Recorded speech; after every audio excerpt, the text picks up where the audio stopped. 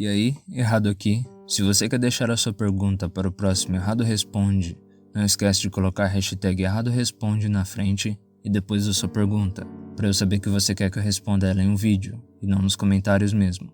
Então vamos lá. Guilherme Souza. Desculpa pela minha última pergunta, eu viajei demais, mas fazendo outra. Eu estava assistindo um canal de espiritismo falando sobre as tecnologias do mundo astral. Achei interessante, pois nunca tinha visto antes e fiquei em dúvida se era realmente verdade.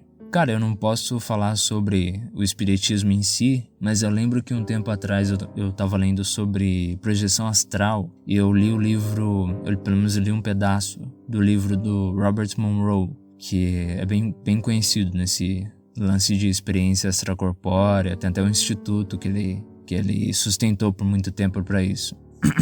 Ele falou que existia, eu acredito, não tenho certeza se foi ele ou se foi em algum outro lugar que eu vi, mas eu tenho a impressão que foi ele, que existia um tipo de entidade conhecida como robozinho, que era tipo parecia uns alienígenazinho no mundo astral, que eles eram meio verdinho com os olhão grandão, ou às vezes cinza com os olhão grandão, parecendo aqueles alienígenas, sabe, aqueles greys. Então, esse é o máximo que eu conheço de tecnologia do mundo astral. Qualquer outra coisa eu não tô familiarizado não.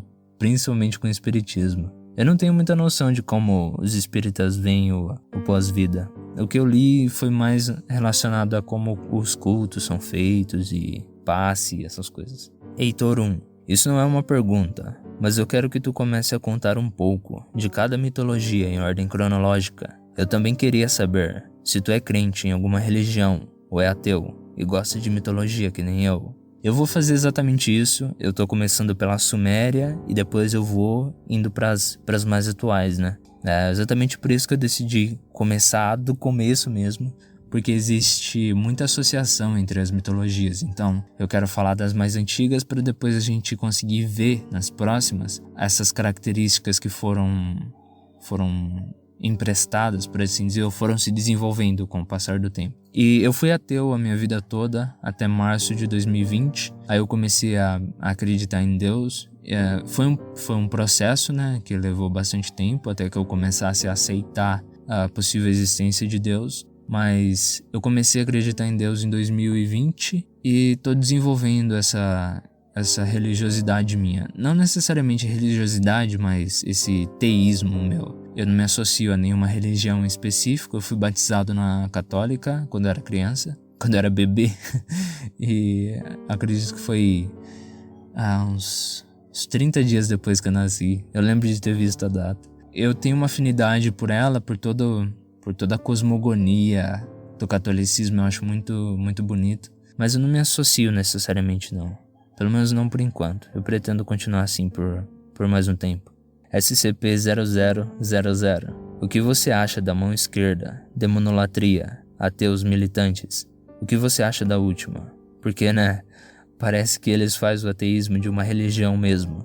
Acontece isso mesmo. Mas é como aquele exemplo que eu dei em alguns vídeos passados, onde existe um pêndulo, e quando o pêndulo vai muito para um lado, ele reajusta indo com tudo pro outro, né? Então eu acho que é meio que isso que está acontecendo, como o ateísmo foi algo visto como proibido, e ainda existe um certo estigma, mas no passado foi bem pior, as pessoas eram até mortas por isso, e hoje em dia tá começando a dar uma liberada um pouco maior, então as pessoas estão defendendo com todas as forças.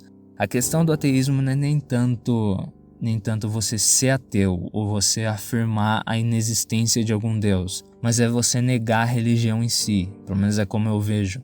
O problema muito maior que os ateus têm com crenças em si são as religiões, e não uma pessoa ter ali a sua fezinha, colocar um copo de leite na janela pros leprechauns e coisas assim. A questão é a religião organizada e as coisas horríveis que são feitas em nome dessa organização, por assim dizer. Então, as religiões e as ideologias, elas costumam sim manipular as pessoas quando pegam elas de muito jovem, né? E esse é um problema que inclusive os ateus têm muito fortemente com a religião, porque eles acreditam que vários deles, né? Isso é algo comum. Eles acreditam que se as pessoas não fossem forçadas a ter uma religião pelos pais ou pela comunidade delas, desde criança, o ateísmo é uma resposta natural da mente humana, por assim dizer. Então é outra coisa que os ateus militam contra os sistemas religiosos. E é algo muito bizarro, inclusive, porque a gente vê que o Brasil é um estado laico, mas ainda assim tem um forte viés religioso, né? Independente de qual religião, pode até ter um viés fortemente satanista no governo que a gente não sabe, o que ainda assim continua sendo um problema. Mas enfim. Ivan Carlos. Curte biologia especulativa? Eu acho ela bem importante, não só na biologia e paleontologia, mas também na criptozoologia. Se quiser conhecer um pouco, eu recomendo ler Serena, A Natural History of the World of Birds. Eu fui ver isso daí, eu dei uma olhada nesse canário aí, bem interessante. O que eu conheço sobre a ficção nesse reinado é o All Tomorrows e Man After Man, que eu vi alguns vídeos a respeito, achei extremamente perturbador a forma como eles especulam. E além disso tem a criptozoologia, que eu já conheço um pouco, né? A criptozoologia, ela tem uma fama bem estranha, né? Porque as pessoas costumam pensar em criptídeos e já vão direto pra Pé Grande, pra Monstro do Lago Ness. Mas não é essa a questão. A criptozoologia, ela realmente estuda espécies que provavelmente existiram.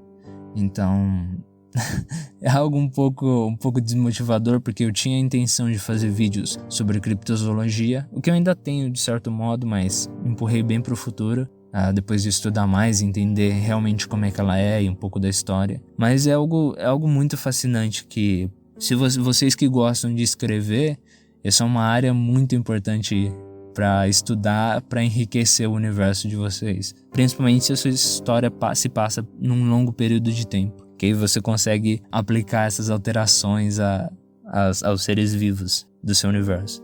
Caio Cunha. Eu estou escrevendo um livro de fantasia e queria saber quais livros seriam bons para eu aprender sobre as raças dos mundos fantasiosos. Se quiser, pode até falar de séries de livros, como O Senhor dos Anéis. Cara, eu não leio ficção, então eu não posso te recomendar nenhum livro de ficção. Mas o que eu te recomendo, se você quer estudar sobre raças ou entidades paranormais e sobrenaturais, são enciclopédias. Procura por enciclopédias de lobisomens, enciclopédias de vampiros, de zumbis ou dragões. Normalmente com o título de enciclopédia você já consegue achar algumas coisas. São tipo livros que tem tipo o nome da criatura, por exemplo, Upir, aí tem a descrição do que é um Upir. Aí tem Vricolacas, aí tem a descrição, e tem vários assim. Tem uma quantidade absurda de seres assim. Tem um livro que eu li para fazer os vídeos do folclore brasileiro, que chama Dicionário do Folclore Brasileiro, do Luiz da Câmara Cascudo. Eu sempre erro o nome, não tem condição. É um esforço absurdo. Acho que é Luiz da Câmara Cascudo. E ele é assim, ele é tipo uma enciclopédia com vários... Enciclopédias são basicamente dicionários, né? Então, com várias descrições. Então eu recomendo você buscar livros assim, porque você vai conseguir exatamente o que você quer. Você vai conseguir tipo uma criatura e uma descrição breve. E aí você pode pesquisar sobre ela mais a fundo se for interessante. Se não for, você só vai descendo, partindo para as próximas até se achar. Então acho que seria o ideal para você. Aquiles Pereira. Errado. Das criaturas sobrenaturais mais assustadoras para mim é o Wendigo. Na sua opinião, você acha que o Wendigo pode existir nos dias de hoje? Continue com esses vídeos incríveis, mano. Você é o cara. Muito obrigado, cara. Cara, o Wendigo, ele, se você for ver as lendas originais mesmo, das tribos indígenas americanas, eu acho que do norte ou nordeste dos Estados Unidos, eu não me lembro a região exatamente, você vai ver que o Wendigo, ele não é uma criatura. Ele é uma espécie de espírito, uma espécie de estado mental. Então, durante épocas muito turbulentas, seja de guerras ou de frio muito extremo, ou de escassez, secas, e qualquer época onde tem alguma catástrofe assim, as pessoas podem ser acometidas pelo espírito do Wendigo, que é meio que uma filosofia, um estado mental que faz as pessoas começarem a fazer coisas horríveis, como assassinatos, estupros, sequestros, canibalismo, principalmente canibalismo. Então, não é necessariamente uma entidade.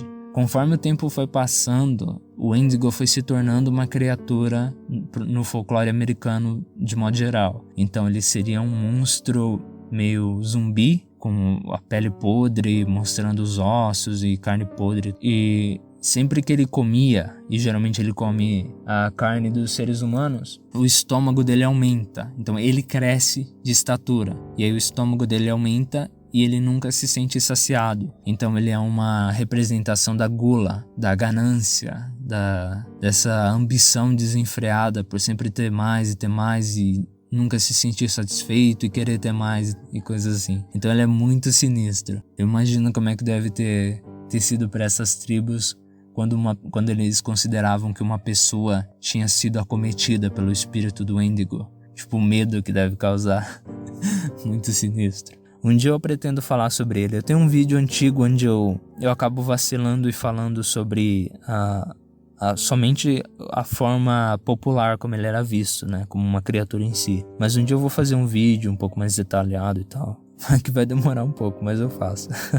Perry, primeiramente, muito obrigada por ter me respondido. E fiquei muito feliz. Mas outra pergunta. Você considera o Inferno de Dante como sendo algo considerado verídico? Ou pelo menos, não só sendo uma interpretação do autor, e também sobre os Lordes Infernais. Você considera que o Lorde da Ira, Azazel, Satã, e também estava pensando, você considera criar algum tipo de grupo para você conversar com os inscritos, como um servidor do canal no Discord, ou algo parecido? Mas eu sei que não tem nada a ver, mas você joga algum RPG de mesa, D&D e tal? Eu nunca joguei no RPG de mesa, parece ser bem interessante, mas eu não joguei até hoje. Agora, com relação a um grupo do canal, eu pretendo criar sim um grupo no Discord. A ideia era fazer um ainda esse ano, mas como eu venho focando bastante em pesquisa e na produção de vídeos, eu acabo meio que ficando sem tempo. Eu quero criar uma coisa que eu possa estar participando e estar lá e tudo mais. Então, eu vou precisar estudar mais para entender como que eu poderia fazer isso, quanto de tempo eu consigo dedicar. Agora, com relação ao Inferno de Dante, para quem não sabe, a Divina Comédia foi eu não sei se foi um livro ou uma série de livros que foi escrita por um escritor chamado Dante Alighieri. Eu acredito que esse era um pseudônimo. Eu lembro de ter lido um pedaço da Divina Comédia. Eu acho que eu li até... Não sei se foi o segundo ou terceiro círculo que ele entrou. Então, tipo, eu não sei se é o sétimo, o sexto e o quinto.